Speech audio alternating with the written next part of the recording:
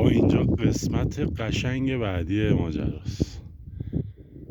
ما میخواییم اینجا در بریم، یه راهی داره از اونجا میاد میخوره به این جاده، میاد اینو میره بالا و همونجا دور میزنه میره بالا. یس بریم اونجا، تصویر اونجا رو براتون میگیرم، کیف کنید. یه نگاه به اینجا بندازیم.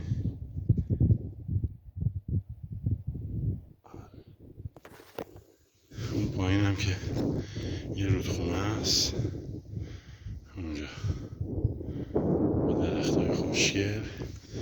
فصل بهار قشنگی داریم اینجا، اگه ما هم باشین بیایید.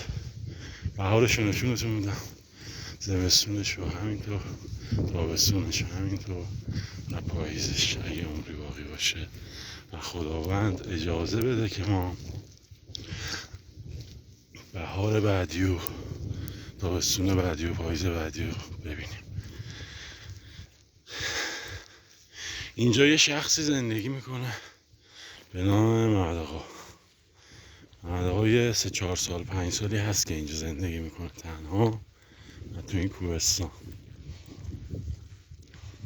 با ما رفیقه، یعنی ما رو تحویل میگیره. خیلی ها رو تحویل نمیگیره، ولی من چون میام پیشش میشینم باش گپ میزنم، ما رو تحویل میگیره.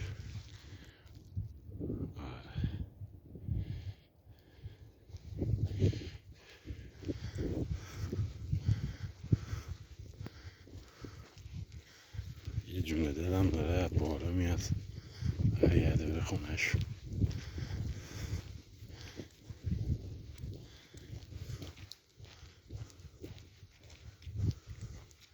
صبح بخیر، خدا قوت.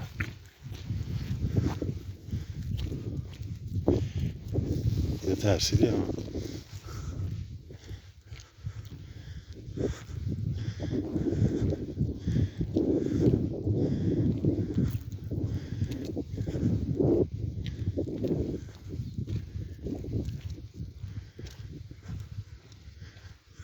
جونم قشنگه.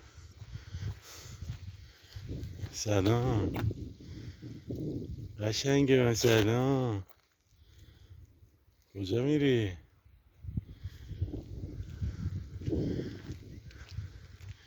اینجا پاتوق مدرخاست، خونش هم بالا اونجاست.